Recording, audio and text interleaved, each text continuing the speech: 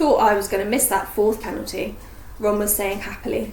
Tricky shot from Demelza, did you see? Had a bit of spin on it. Yes, you were magnificent, said Hermione, looking amused. I was better than that McLaggen anyway, said Ron in a highly satisfied voice. Did you see him lumbering off in the wrong direction on his fifth? He looked like he'd been confounded. To Harry's surprise, Hermione turned a very deep shade of pink at these words. Ron noticed nothing. He was too busy describing each of his other penalties in loving detail. The great grey hippogriff, Buckbeak, was tethered in front of Hagrid's cabin. He clicked his razor-sharp beak at their approach and turned his huge head towards them. Oh dear, said Hermione nervously. He's still a bit scary, isn't he? Come off it, you've ridden him, haven't you? Said Ron. Harry stepped forwards and bowed low to the hippogriff without breaking eye contact or blinking. After a few seconds, Buckbeak sank into a bow too. How are you? Harry asked him in a low voice, moving forwards to stroke the feathery head. Missing him? But you're okay here with Hagrid, aren't you? Oi! Said a loud voice. Hagrid had come striding round the corner of his cabin, wearing a large flowery apron and carrying a sack of potatoes. His enormous boarhound, Fang, was at his heels. Fang gave a booming bark and bounded forwards. Get away from him! He'll have your fingers. Oh, it's you lot. Fang was jumping up at Hermione and Ron, attempting to lick their ears. Hagrid stood and looked at them all for a split second, then turned and strode into his cabin, slamming the door behind him. Oh dear, said Hermione, looking stricken. Don't worry about it, said Harry grimly. He walked over to the door and knocked loudly. Hagrid, open up. We want to talk to you. There was no sound from within. If you don't open the door, we'll blast it open, Harry said, pulling out his wand. Harry, said Hermione, sounding shocked. You can't possibly. Yeah, I can, said Harry. Stand back. But before he could say anything else, the door flew open again, as Harry had known it would, and there stood Hagrid, glowering down at him and looking, despite the flowery pinny, positively alarming. I'm a teacher, he roared at Harry. A teacher, Potter! How dare you threaten to break down my door? I'm sorry, sir, said Harry, emphasising the last word as he stowed his wand inside his robes. Hagrid looked stunned. Since when have you called me sir? Since when have you called me Potter? Oh, very clever, growled Hagrid. Very amusing. That's me outsmarted, isn't it? All right, come in then, you ungrateful little... Mumbling darkly, he stood back to let them pass. Hermione scurried in after Harry, looking rather frightened. Well, said Hagrid grumpily, as Harry, Ron and Hermione sat down around his enormous wooden table, Fang laying his head immediately upon Harry's knee and drooling all over his robes. What's this? Feeling sorry for me? Reckon I'm lonely or summat? No, said Harry at once. We wanted to see you. We've missed you, said Hermione tremulously. Missed me, have you? Snorted Hagrid. Yeah, right. He stomped around, brewing up tea in his enormous copper kettle, muttering all the while. Finally, he slammed down 3 bucket-sized mugs of mahogany brown tea in front of them, and a plate of his rock cakes. Harry was hungry enough even for Hagrid's cooking, and took one at once. Hagrid, said Hermione timidly, when he joined them at the table and started peeling his potatoes with a brutality that suggested that each tuber had done him a great personal wrong. We really wanted to carry on with care of magical creatures, you know. Hagrid gave another great snort. Harry rather thought some bogies landed on the potatoes, and was inwardly thankful that they were not staying for dinner. We did, said Hermione, but none of us could fit it into our timetables. Yeah, right, said Hagrid again.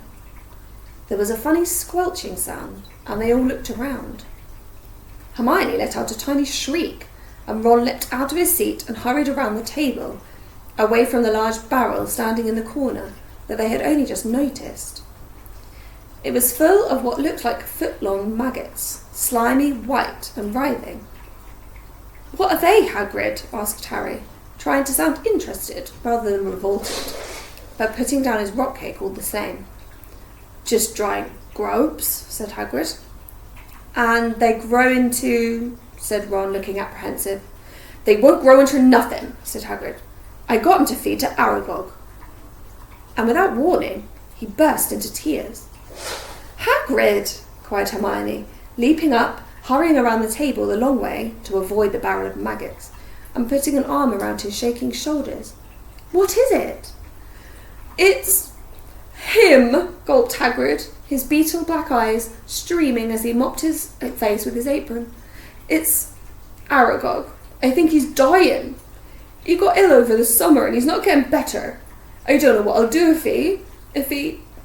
We've been together so long."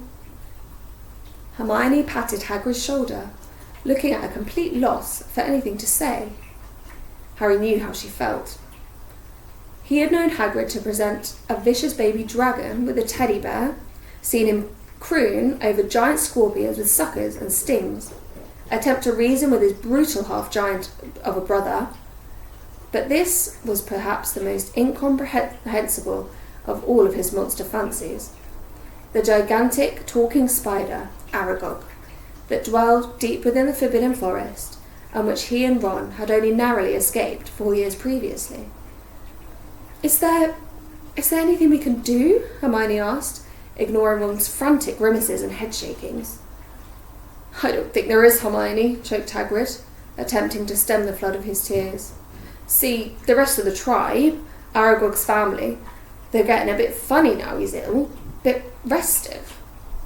"Yeah, I think we saw a bit of that side of them," said Ron in an undertone. "I don't reckon it'd be safe for anyone but me to go near the colony at the Mow," Hagrid finished, blowing his nose hard on his apron and looking up. "But a thanks for offering, Hermione. It means a lot." After that, the atmosphere lightened considerably, for although neither Harry nor Ron had shown any inclination to go and feed giant grubs to a murderous gargantuan spider, Hagrid seemed to take it for granted that they would have liked to have done, and became his usual self once more. "I always knew you'd find it hard to squeeze me into your timetables," he said gruffly, pouring them more tea. "Even if you applied for time turners." "We couldn't have done," said Hermione. "We smashed the entire stock of Ministry time turners when we were there in the summer. It was in the Daily Prophet." "Ah, well then," said Hagrid. "There's no way you could have done it. I'm sorry I've been, I've just been worried about Aragog, and I did wonder whether Professor Grubbly Plank had been teaching you." At which all three of them stated categorically and untruthfully that Professor Grubbly Plank, who had substituted for Hagrid a few times, was a dreadful teacher, with the result that by the time Hagrid waved them off the premises at dusk, he looked quite cheerful. "I'm starving," said Harry, once the door had closed behind them and they were hurrying through the dark and deserted grounds. He had abandoned the rock cake after an ominous cracking noise from one of his back teeth. "And I've got that detention with Snape tonight. I haven't got much time for dinner." As they came into the castle, they spotted Cormac McLaggen entering the Great Hall. It took him 2 attempts to get through the doors. He ricocheted off the frame on the first attempt.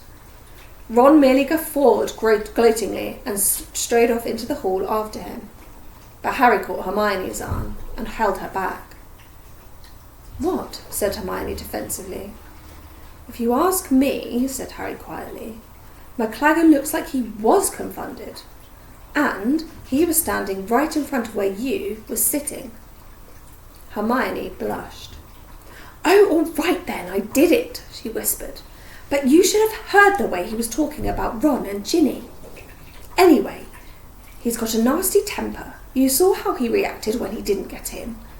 You wouldn't have wanted someone like that on the team." "No," said Harry. "No, I suppose that's true. But wasn't that dishonest, Hermione? I mean, you're a prefect, aren't you?" "Oh, be quiet," she snapped as she smirked. "What are you two doing?" demanded Ron, reappearing in the doorway to the Great Hall and looking suspicious. "Nothing," said Harry and Hermione together, and they hurried after Ron. The smell of roast beef made Harry's stomach ache with hunger, but they had barely taken 3 steps towards the Gryffindor table when Professor Slughorn appeared in front of them, blocking their path. "Harry, Harry, just the man I was hoping to see," he boomed genially, twiddling the ends of his walrus moustache and puffing out his enormous belly.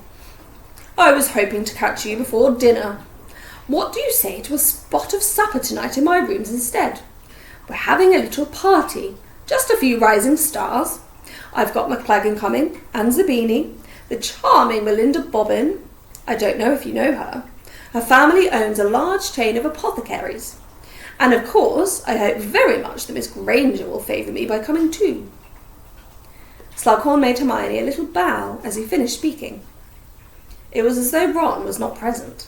Slughorn did not so much as look at him. "I can't come, Professor," said Harry at once. "I've got a detention with Professor Snape." "Oh dear," said Slughorn, his face falling comically. "Dear, dear. I was counting on you, Harry. Well now, I'll just have to have a word with Severus and explain the situation. I'm sure I'll be able to persuade him to postpone your detention. Yes, I'll see you both later." He bustled away out of the hall. "He's got no chance of persuading Snape," said Harry, the moment Slughorn was out of earshot. "This detention's already been postponed once. Snape did it for Dumbledore, but he won't do it for anyone else." "Oh, I wish you could come. I don't want to go on my own," said Hermione anxiously. Harry knew that she was thinking about McLaggen. "I doubt you'll be alone. Ginny will probably be invited," snapped Ron, who did not seem to have taken kindly to being ignored by Slughorn. After dinner, they made their way back to Gryffindor Tower. The common room was very crowded, as most people had finished dinner by now, but they managed to find a free table and sat down. Ron, who had been in a bad mood ever since his encounter with Slughorn, folded his arms and frowned at the ceiling. Hermione reached out for a copy of the Evening Prophet, which somebody had left abandoned on a chair. "Anything new?" said Harry. "Not really," said Hermione. Hermione had opened the newspaper and was scanning the inside pages. "Oh, look! Your dad's in here, Ron. He's all right," she added quickly, for Ron had looked around in alarm. "It just says he's been to visit the Malfoys' house. This second search of the Death Eater's residence does not seem to have yielded any results. Arthur Weasley, of the Office of the Detection and Confiscation of Counterfeit Defensive Spells and Protective Objects, says that his team had been acting upon a confidential tip-off." "Yeah, mine," said Harry. "I told him at King's Cross about Malfoy and that thing he was trying to get Borgin to fix. Well, if it's not at their house, he must have brought whatever it is to Hogwarts with him." "But how can he have done, Harry?" said Hermione, putting down the newspaper with a surprised look. "We were all searched when we arrived here, weren't we?" "Were you?" said Harry, taken aback. "I wasn't." "Oh no, of course you weren't. I forgot you were late. Well, Filch ran over all of us with secrecy sensors when we got into the entrance hall. Any dark object would have been found. I know for a fact Crabbe had a shrunken head confiscated. So you see, Malfoy can't have brought in anything dangerous." Momentarily stymied, Harry watched Ginny Weasley playing with Arnold, the pygmy puff, for a while before seeing a way around this objection. "Someone sent it to him by Owl then," he said. "His mother or someone." "All the owls are being checked too," said Hermione. "Filch told us so when he was jabbing those secrecy sensors anywhere he could reach." Really stumped this time, Harry found nothing else to say. There did not seem to be any way Malfoy could have brought a dangerous or dark object into the school. He looked hopefully at Ron, who was sitting with his arms folded, staring over at Lavender Brown. "Can you think of any way, Malfoy?" "Oh, drop it, Harry," said Ron. "Listen, it's not my fault Slughorn invited Hermione and me to his stupid party. Neither of us wanted to go, you know," said Harry, firing up. "Well, as I'm not invited to any parties," said Ron, getting to his feet again, "I think I'll go to bed." He stomped off towards the door to the boys' dormitories, leaving Harry and Hermione staring after him. "Harry," said the new chaser, Demelza Robbins, appearing suddenly at his shoulder, "I've got a message for you." "From Professor Slughorn?" asked Harry, sitting up hopefully. "No, from Professor Snape," said Demelza. Harry's heart sank. He says you're to come to his office at 8:30 tonight to do your detention, no matter how many party invitations you've received. And he wanted you to know you'll be sorting out rotten flobberworms from good ones to use in potions. And he says there's no need to bring protective gloves. Right, said Harry grimly. Thanks a lot, Demelza.